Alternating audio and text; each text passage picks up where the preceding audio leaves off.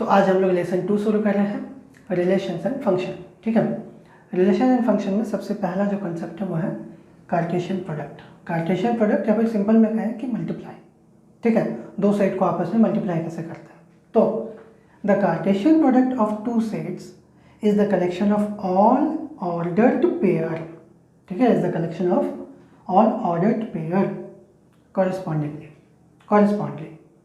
तो दो सेट अगर अपने पास दिया हुआ है तो उन दोनों सेट में जितना एलिमेंट्स हैं उन एलिमेंट्स को ऑर्डर में लिखेंगे अगर हम एक साथ, और ऑर्डर में लिखने के बाद उसका कलेक्शन बना लें तो हमारे पास जो नया सेट आएगा उस सेट को हम लोग कहेंगे उन दोनों सेट का प्रोडक्ट।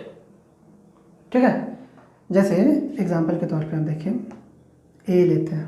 सपोज कर लेते हैं कि सेट ए है मेरे पास ए बी, ठीक है, और सेट बी है मेरे पास सी डी। ठीक, तब इन दोनों का जो है कार्टेशियन प्रोडक्ट निकालना है। Then Cartesian product A cross B निकालेंगे। तो ऑर्डर्ड पेयर और क्या लिखे हैं लास्ट में, कॉरेस्पॉन्डली का मतलब कि यहाँ पे किस ऑर्डर में लिखा हुआ है, पहले ए लिखा हुआ है तब बी लिखा हुआ है, यानी कि पहले ए का एलिमेंट आएगा तब बी का एलिमेंट आएगा। ठीक, तो ए का एलिमेंट एक ए है और इसके बाद बी का एलिमेंट सी, ये एक ऑर्डर्ड पेयर बन गया। ठीक है, उसके बाद फिर से हम ए का एलिमेंट ले लेते हैं ए और बी का एलिमेंट ले लेते हैं डी, तो ये एक और ऑर्डर्ड पेयर बन गया। उसी तरीके से ए का एलिमेंट ले रहे हैं बी और बी का एलिमेंट लेते हैं सी, एक ऑर्डर्ड पेयर बन गया। फिर ए का एलिमेंट बी और बी का एलिमेंट डी, ये एक ऑर्डर्ड पेयर बन गया। और पेयर नहीं बन सकता है। ठीक है, ए क्रॉस बी में। तो ये जो सेट बना इन सब ऑर्डर्ड पेयर्स का कलेक्शन का, इस सेट को हम लोग कहेंगे the product of A and B, है ना, Cartesian product of A and B, यानी कि ए क्रॉस बी। तो ए क्रॉस बी निकालने का ये तरीका हुआ। इसमें क्या है कि ए का एलिमेंट पहले लिखेंगे और फिर बी का एलिमेंट लिखेंगे, मतलब कि ए के एलिमेंट और बी के एलिमेंट को ऑर्डर में लिखना है, एक दूसरे के साथ में लिखना है, लेकिन ध्यान में सिर्फ ये बात रखना है कि पहले ए का एलिमेंट आएगा तब बी का एलिमेंट आएगा। ठीक है, तो ए का एलिमेंट ए लिए, ए के साथ में सी और डी दोनों को एक साथ लिख दें, एक बार ए सी बन गया एक बार ए डी बन गया। उसके बाद फिर ए का एलिमेंट बी लिए और बी के साथ में सी और डी दोनों को साथ में लिख दें, बी सी और बी डी। इसी तरीके से पूछेगा ए क्रॉस बी तो हो गया, बी क्रॉस ए पूछेगा। ठीक है, बी क्रॉस ए, यानी कि बी का एलिमेंट पहले लिखना है आपको। ठीक है, तो बी का एलिमेंट हम सी ले लेंगे और सी के साथ में ए बी को लिखेंगे, सी ए फिर सी बी हो गया। फिर डी लेंगे बी का एलिमेंट, डी के साथ में ए और बी दोनों को लिखेंगे, डी ए डी बी। बस यही है, ये हो गया अपना बी क्रॉस ए। ध्यान देने वाला बात क्या है, ध्यान देने वाला बात है कि यहाँ पर किस ऑर्डर में लिखा गया। ए क्रॉस बी मतलब ए का एलिमेंट पहले होगा। ठीक है, बी क्रॉस ए मतलब बी का एलिमेंट पहले होगा। देखिए बी का एलिमेंट पहले है ना, सी सी डी डी, अब बाद में जो है ए का एलिमेंट आएगा ए बी।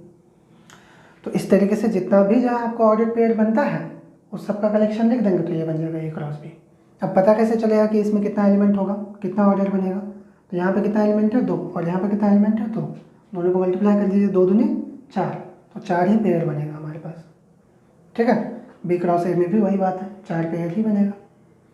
उसी तरीके से अगर मानते हैं यहाँ पे 3 एलिमेंट होता और यहाँ पे 2 एलिमेंट होता तो टोटल जो है 6 पेयर बनता। ठीक है, एक और एग्जांपल लेके दिखाते हैं आपको। ठीक है, तो यहाँ पे सेट ए हो गया हमारे पास एक्स वाई जेड और बी हो गए ए बी।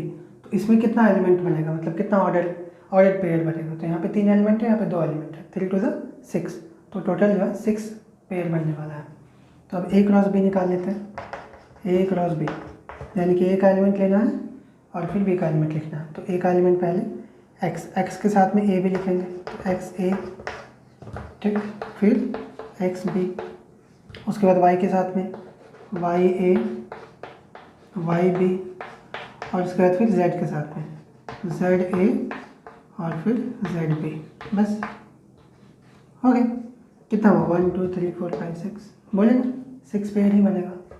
उसी तरीके से बी क्रॉस ए निकालेंगे, बस बी का एलिमेंट पहले होगा, यानी कि पहले ए और फिर एक्स वाई जेड तीनों के साथ लिख देंगे, तो ए एक्स फिर ए वाई और फिर ए जेड, फिर बी के साथ में लिखेंगे बी एक्स बी वाई और बी जेड। 6 एलिमेंट ही बनेगा, ठीक ना। तो अब क्रॉस निकालना तो सीख लें। क्रॉस के बाद में अब अगर 3 बार एक चीज़ को मल्टीप्लाई करना होगा तो कैसे करेंगे, एक सेट को जैसे मल्टीप्लाई करना है, जैसे कि लेट कर लेते हैं कि ए जो है मेरे पास ए बी है, ठीक है, देन ए क्रॉस ए ये पता करना, ठीक। तो अब ये कैसे पता करेंगे, सबसे पहले तो ए क्रॉस ए निकालना होगा, तो ए क्रॉस ए निकालते हैं, ए क्रॉस ए, तो ए का वैल्यू क्या है, ए बी ऐसा है, ठीक है, क्रॉस फिर ए बी, ठीक। 2 एलिमेंट यहाँ 2 एलिमेंट यहाँ, 4 बनेगा टोटल पेयर।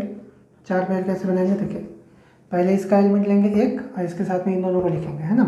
तो ए के साथ में इन दोनों को लिखेंगे, यानी कि ए कॉमा फिर ए बी हो गया। फिर अब दूसरा एलिमेंट लेंगे, इसके साथ में इन दोनों को लिखेंगे, यानी कि बी ए फिर कॉमा बी ए लिखें और फिर बी बी, ये हो गया 4 पेयर, ठीक है। अब A cross A cross A, so A cross A, तो ए क्रॉस ए क्या आ गया, ये पूरा, तो पूरा लिख देंगे, यानी कि ए फिर ए बी फिर B A B B cross A cross A, ये ए क्रॉस ए हो गया और फिर क्रॉस ए, ये का मतलब ए बी, बस, ठीक है। अब क्या करेंगे, अब इन सब में से पहले जो है इस एलिमेंट को लेंगे, इसके साथ में इन दोनों को लिखेंगे, ठीक है। फिर इसको लेना है, फिर इसके साथ में इन दोनों को लिखना है, ऐसा करना है। तो ए बोल लेते हैं हम लोग, ए के साथ में ए को लिखेंगे, ठीक है। फिर ए के साथ में बी को लिखेंगे, हो गया। उसके बाद दूसरा एलिमेंट लेंगे, इसके साथ में फिर इन दोनों को लिखेंगे, ए बी के साथ में ए लिखें, फिर ए बी के साथ में बी लिखें, हो गया। फिर तीसरा एलिमेंट लेंगे बी ए के साथ में ए बी लिखेंगे, पहले ए लिख लिए, फिर जो है बी ए के साथ में बी लिख लिए। चौथा एलिमेंट बी बी के साथ में अब ए बी लिखेंगे, तो बी बी के साथ में ए लिख लिए और फिर बी बी के साथ में बी लिख लिए, बस। तो ये हुआ हम लोग का ए क्रॉस ए। देखिए इसमें कितना एलिमेंट है टोटल, 1 2 3 4 और इसमें 2 एलिमेंट है, 4 to 8, टोटल 8 एलिमेंट होगा, यानी कि 8 ऑर्डर पेयर बनेगा। काउंट कर लीजिए 1 2 3 4 5 6 7 8, करेक्ट, ठीक है। तो इसको जो हम लोग ट्रिपलेट बोलते हैं, ठीक है। 3 बार मल्टीप्लाई किया ना, इसलिए इसको जो है ट्रिपलेट बोलते हैं। मेन बेसिक कॉन्सेप्ट है, बेसिक कॉन्सेप्ट अगर आपको समझ में आ गया है तो जो आप बना सकते हैं इसको, ठीक है, कोई दिक्कत नहीं है। अब इसमें कुछ और बात बता देते हैं। एक तो नंबर ऑफ एलिमेंट पता करना बता ही दी, मतलब कि अगर मानते हैं ए में मेरे पास 5 एलिमेंट है और बी में जो है 3 एलिमेंट है, तो ए क्रॉस बी में कितना एलिमेंट होगा, ए क्रॉस बी में 5 × 3 15 एलिमेंट होगा, है ना, इनके 15 ऑर्डर पेयर बनेगा। ये हो गया पहला बात। अब अगर मान लेते हैं ए में कोई भी एलिमेंट नहीं है, मतलब सेट ए जो है 5 है, 5 का मतलब 0 एलिमेंट है, और बी में मेरे पास 6 एलिमेंट है, तो ए क्रॉस बी अगर करेंगे तो उसमें कितना एलिमेंट आएगा, 0, क्योंकि 0 × 6 करेंगे तो 0 आएगा, ठीक है। इसका क्या मतलब हुआ, इसका मतलब ये हो गया कि अगर किसी सेट का हम 5 के साथ में क्रॉस निकालते हैं तो कोई भी एलिमेंट नहीं आने वाला है, 5 ही आएगा वापस, ठीक है। मतलब क्या हो गया कि सेट लेट कर लेते हैं कि सेट बी अपने पास है ए बी, ठीक है, एंड ए है अपने पास 5, एंड के ए में कोई एलिमेंट नहीं है। देन अगर हम बी क्रॉस ए निकालेंगे तो भी 5 आएगा, ए क्रॉस बी निकालेंगे तो भी 5 आएगा, ठीक है। क्योंकि कोई एलिमेंट ही नहीं है तो हम किसके साथ में ऑर्डर करें, पेयर जो बनाएंगे तो कहाँ से पेयर बनेगा, इधर तो कोई एलिमेंट ही नहीं है ना, जब एलिमेंट है ही नहीं तो पेयर बनेगा नहीं, पेयर नहीं बनेगा तो एक भी एलिमेंट नहीं आएगा। यानी कि अगर कोई एक सेट हमारा 5 होता है, कोई एक सेट अगर 5 हो जाता है तो क्रॉस में 5 ही आएगा, यानी कि क्रॉस में भी जो नंबर ऑफ एलिमेंट होगा 0 होगा। एक और बात बताते हैं, जैसे मान लेते हैं कि मेरे पास A क्रॉस B बराबर ऐसे दिया हुआ है, A2 फिर B3, ठीक है, और डॉट डॉट डॉट कुछ दिया हुआ है ऐसे, और ये बोल दिया है कि A में 2 एलिमेंट है और B में भी 2 एलिमेंट है। Number of elements in A is 2, number of elements in B is 2। दो ही एलिमेंट है दोनों में, तो पता ये करना है, then find A and B। Set A और सेट B दोनों ही हम लोग को पता करना है। मतलब क्या दिया हुआ है कि A क्रॉस B का वैल्यू ये है।